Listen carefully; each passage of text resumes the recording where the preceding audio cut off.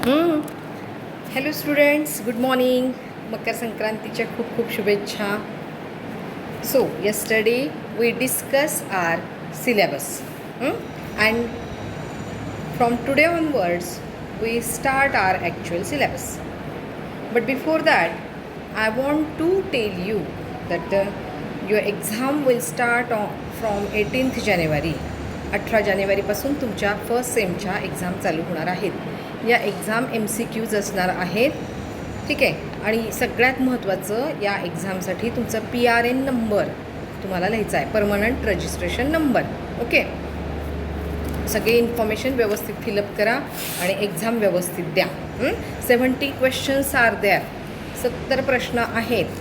Out of 70 you have to solve any 60 question.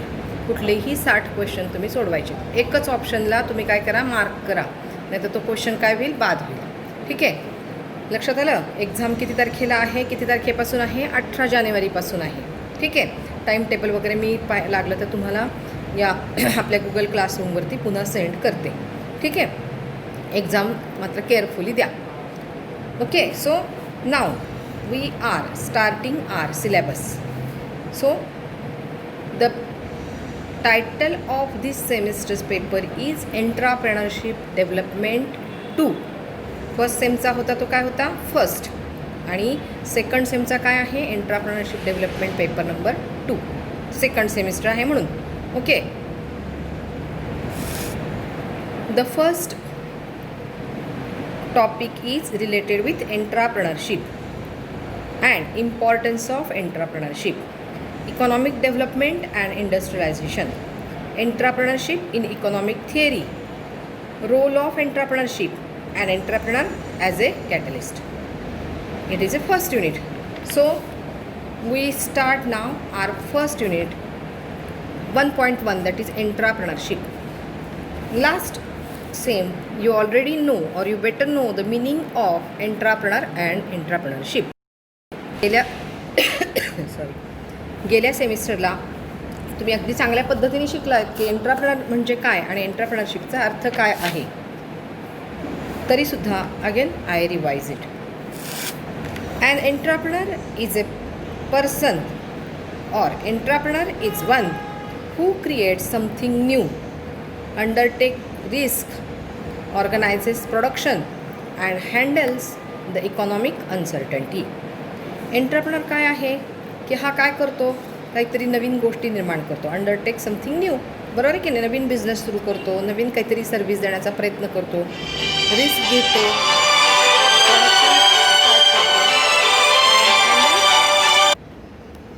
And handle the economic uncertainty.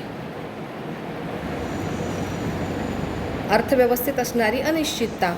काय असतं, कधी boom असतं, कधी रेसेशन असतं, बरोबर, कधी तेजी असते, कधी मंदी असते, कधी खूप सारी डिमांड असते, कधी डिमांड नसते.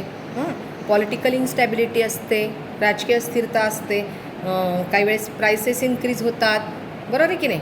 म्हणजे काय आहे की या सगळ्या परिस्थितीला तोंड देत जो व्यक्ती, the person who start his business is known as entrepreneur, बरोबर आहे की नाही. So entrepreneurs refers to a person or group of person. एक व्यक्ती किंवा ग्रुपने स्टार्ट केला असेल बिझनेस तर तो group. Entrepreneur possess certain set of qualities. शिकलोत आपण क्वालिटीज कोणत्या असतात एंट्राप्रेनरकडे. He is an innovator. He is always searches for changes, बरोबर नाही. चेंज काहीतरी करण्यासाठी तो काय करत असतो, सतत सर्च करत असतो. आपण लोकांना नवीन काय देऊ शकतो. Most of the entrepreneur start their business because they dislike to work for others. इतरांच्या हाताखाली काम करायला काही लोकांना आवडत नाही. मीच माझा बॉस आहे, बरोबर आहे की नाही. मला कोणाच्या ऑर्डर्स नको, मीच लोकांना ऑर्डर देणार. अशा पद्धतीचं जे असतात त्यांना काय म्हणायचं की ते काय करतात मग, की त्यांना आवडत नाही इतरांच्या हाताखाली काम करणं, आणि मग ते स्वतःचा बिझनेस सुरू करतात आणि एंट्राप्रेनर बनतात. They prefer to be their own boss. स्वतःचा बॉस होण्यासाठी चा त्यांचा प्रयत्न असतो आणि त्यासाठी ते काय करतात, स्वतःचा बिझनेस, स्वतःची सर्व्हिस देण्याचा प्रयत्न करतात. So entrepreneur should possess the quality of leadership. शिकलो आपण, जो लीडर असतो तोच एंट्राप्रनर होऊ शकतो. बरोबर आहे. डिसिजन मेकिंग त्याच्याकडे असलं पाहिजे, फटाफट डिसिजन त्याला घेता आले पाहिजेत. लिडरशिप असली पाहिजे, लीड केलं पाहिजे त्याने सगळ्या गोष्टीत, सगळ्यांना मोटिवेट केलं पाहिजे, सगळ्यांना गायडन्स दिला पाहिजे. He must have self confidence. तर सगळ्या आपल्या लाईफमध्ये आवश्यकच आहे की सेल्फ कॉन्फिडन्सशिवाय आपण पुढे जाऊ शकत नाही. आपल्याला काय असलं पाहिजे, स्वतःबद्दल आत्मविश्वास असलाच पाहिजे. He must have clear cut objectives. की बिझनेस जर सुरू करायचा आहे तर आपल्याला काय अचीव करायचं आहे, आपल्याला किती प्रॉफिट मिळवायचं आहे, आपले किती युनिट सेल करायचे आहेत, कोणत्या टार्गेटसाठी आपलं प्रॉडक्ट आहे और सर्व्हिस आहे. बरोबर आहे. So entrepreneur should be able to communicate effectively. आणि या सगळ्या गोष्टी त्याला चांगल्या पद्धतीने कम्युनिकेट करता आल्या पाहिजेत. He should be a decision maker. मला सांगितलं की decision it may be right or it may be wrong, it may be positive or it may be negative. कसा जरी डिसिजन असेल तरी तो त्याला घेता आला पाहिजे. तो डिसिजन मेकर असला पाहिजे. And entrepreneur must have sufficient energy to work hard. आणि जेव्हा एखादा बिझनेस आपल्याला चालवायचा असतो तेव्हा आपल्याला खूप काम करावं लागतं, हार्डवर्किंग असावं लागतं. आणि त्या हार्डवर्किंग करण्यासाठी लागणारी एनर्जी त्याच्याकडे असली पाहिजे. तुम्हाला म्हटलं ना 4 लेक्चर करा तर तुम्हाला लगेच कंटाळा येतो. 4थ्या लेक्चरला तुम्ही म्हणता लवकर सोडा, बास नको. बरोबर. तुम्ही बसू शकत नाही कारण तुमची एनर्जी लेवल काय असते, डाऊन असते का तशी नसते. काय आहे हे मेंटली आहे. म्हणून काय आहे की आम्ही तुम्हाला का सांगत असतो सारखं की सगळ्या गोष्टी व्यवस्थित करा, कारण तुमच्यातली एनर्जी लेवल आपल्याला वाढवायची आहे. मग तुम्हाला सांगते एज्युकेशन घेणं म्हणजे फक्त क्लासमध्ये येऊन बसणं किंवा अभ्यास करणं आणि एक्झाम देणं एवढ्यापुरतंच मर्यादित नाही, तर या सगळ्या गोष्टी आपल्याला एज्युकेशन घेत असताना शिकायच्या असतात. लक्षात आलं. एंट्राप्रनरशिप म्हणजे काय आहे ते. Okay. Now we will discuss about the importance of entrepreneurship. खरं तर लास्ट सेमला पण आपल्याला हा पॉईंट होता. थोडेसे पॉईंट मी ॲडिशन केलेले आहेत. काय इम्पॉर्टन्स आहे किंवा काय इम्पॉर्टंट आहे entrepreneurship. So first, develop new markets. Market means काय, a place where buyers and sellers comes together and buying and selling their goods or services. Market म्हणजे अशी एक जागा असते की ज्या ठिकाणी काय आहे की बायर आणि सेलर एकत्र येतात आणि आपल्या वस्तू विकतात किंवा खरेदी करतात. खरेदीदार खरेदी करतात, विक्रेते विकतात. मग आता हे जे मार्केट्स आहेत हे काय करायचे आहेत, डेव्हलप करायचे आहेत. बरोबर. Develop new markets. Entrepreneurs are resourceful. He has a creative mind. झालं आपलं. हा काही क्वालिटी आहे एंट्राप्रनरची की त्याचं माइंड काय असलं पाहिजे, क्रिएटिव्ह असलं पाहिजे. त्याच्या डोक्यात सतत नवनवीन आयडिया असल्या पाहिजेत की हे प्रॉडक्ट वेगळ्या पद्धतीने कसं देता येईल, याच्यावरती आपल्याला आपला सेल कसा वाढवता येईल, आपल्याकडचे ह्युमन रिसोर्सेस कसे टिकवून ठेवता येईल, त्यांना ॲडिशनल आपल्याला काय देता येईल. बरोबर. सतत क्रिएटिव्ह माइंड त्याचं असलं पाहिजे. They can create customer or buyers. Customer किंवा बायर क्रिएट करावे लागतात. कसे करणार, प्रॉडक्ट डायव्हर्सिफिकेशन करून आपल्या प्रॉडक्टमध्ये और सर्व्हिस म्हणूया आपण सर्व्हिसमध्ये काहीतरी ॲडिशन देऊन. बरोबर. काही वेळेस किमतीमध्ये देणार, आपण डिस्काउंट देणार, 1 गेट 1 काय आहे ना ते, बाय 1 गेट 1 त्यासारखी ऑफर असेल, काही कूपन्स असतील, काही वेगवेगळे ऑफर्स असतील, ह्या देऊन आपला सेल वाढवता येतो. किंवा आपण काही ॲडिशनल फीचर आपल्या प्रॉडक्टमध्ये देऊ शकतो. बरं. म्हणजे हे काय आहे की त्याला त्याच्याकडे असं क्रिएटिव्ह माइंड असलं पाहिजे आणि त्याला अशा वेगवेगळ्या आयडिया सुचल्या पाहिजे की घरपोच माल मिळेल.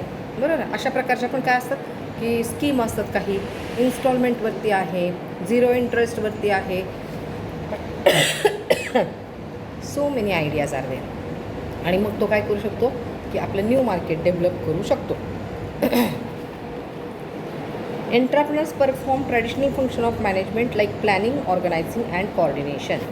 मग त्याला प्लॅनिंग पण करता येतं, ऑर्गनायझिंग पण करावं लागतं आणि कोऑर्डिनेशन आपल्या बिझनेसच्या कामामध्ये ठेवावंच लागतं. बरोबर आहे. आपण शिकलेलो आहोत सगळे हे प्लॅनिंग, ऑर्गनायझिंग, मॅनेजमेंटमध्ये. आणि या टर्मला पण मी तुम्हाला ते सगळं सांगितलं होतं, म्हणून मी काही पुन्हा रिपीट करणार नाही. सो फर्स्ट इम्पॉर्टन्स काय आहे, develop new markets. Then second, discover new sources of material. आता काय आहे की एकाच प्रकारच्या एकाच सोर्सच्या मटेरियलवरती त्याला डिपेंडंट राहून चालत नाही. कारण काय होतं, काही वेळेस खूप सारे problems, there are so many problems, so many hurdles, so many barriers are create. काय होतं की ट्रॅफिक जाम असेल, मटेरियल मिळालं नाही, एखादं मटेरियल खराब क्वालिटीचं येतं आणि मग आपल्याला ते प्रोडक्शन आपलं स्टार्ट करता येत नाही. बरोबर आहे ना. एखाद्याच काय होतं की एखाद्याने प्राईसच वाढवली आपली मटेरियलची, रॉ मटेरियलची, तर आपल्याला ते परवडत नाही म्हणून आपण घेत नाही. म्हणून काय आहे की आपल्याला काय करायचं आहे की सतत develop new sources of material, की नवनवीन ठिकाणं शोधली पाहिजे. एकावरती डिपेंड राहायचं नाही. कारण काय आहे की एकावरती जर डिपेंड राहिलं तर काय होऊ शकतं, फ्युचरमध्ये आपल्याला प्रॉब्लेम येऊ शकतो. Entrepreneurs are never satisfied with sources of material due to their innovative nature. They discover new sources of material to improve their enterprise and enjoy advantage in terms of cost and quality. काही ठिकाणी कमी किमतीत raw material मिळते का, चांगल्या क्वालिटीचं मिळते का, याचा त्यांनी सतत काय केला पाहिजे, शोध घेतला पाहिजे, सतत पाहत राहिलं पाहिजे. आणि मग काय होऊ शकतं की त्याची कॉस्ट सेव्हिंग पण होऊ शकते आणि त्याचं प्रॉफिट इन्क्रीज होऊ शकतो. म्हणजेच काय आहे, discover new sources of material. Then third, capital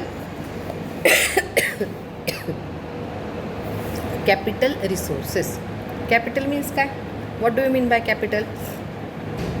तुम्ही म्हणाला आम्हाला माहिती आहे कॅपिटल आपण बॅलन्स शीटच्या लायबिलिटीला लिहितो, बरोबर आहे. पण कॅपिटल मीन्स काय, परत तुम्ही म्हणा कॅपिटल मीन्स भांडवल. But what do you mean by capital. Capital means the funds or money which is required to start and run business or service. एखादा बिझनेस किंवा एखादी सर्व्हिस आपण प्रोव्हाइड करत असू तर ती रन करण्यासाठी लागणारा फंड म्हणजे काय आहे, कॅपिटल. मग कॅपिटल रिसोर्सेस काय, मी तुम्हाला नेहमी रिसोर्सेसबद्दल सांगत असते. रिसोर्सेस काय आहेत, 5M आहेत, मॅन, मनी, मशीन, मटेरियल, मेथड, बरोबर आहे की नाही. मग हे आता कॅपिटल रिसोर्सेस कोणते आहेत. So entrepreneurs are the organiser of factors of production. कोणते असतात रे फॅक्टर्स ऑफ प्रोडक्शन, आत्ता सांगितलं मी तुम्हाला, land, labour and capital. 5M पण आपण म्हटलं होतं, बरोबर. They properly mix this factors of production to create goods and services.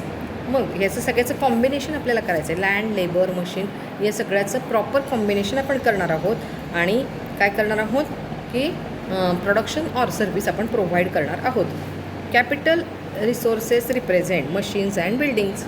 मग कॅपिटल रिसोर्सेस काय येतं, रिप्रेझेंट फिक्स ॲसेट्स, सगळ्या जे काही आपण आपल्या बिझनेससाठी यूज करतो त्या, बरोबर. मग त्याच्यामध्ये मशीन येतील, बिल्डिंग्ज येतील, फर्निचर येईल. ओके. सो काय आहे याच्यामध्ये, कॅपिटल रिसोर्सेस. व्हिडिओ खूप मोठा झाला की अपलोड होत नाही, म्हणून आपण इथेच थांबूया आणि नेक्स्ट लेक्चरला आपण कंटिन्यू करू. ठीक आहे. परीक्षेच्या बाबतीत सूचना लक्षात आली. आणखी एकदा उद्याच्या लेक्चरमध्ये मी तुम्हाला तुमच्या सगळ्या ज्या काही इन्स्ट्रक्शन आहेत त्या सांगते. Okay, bye bye.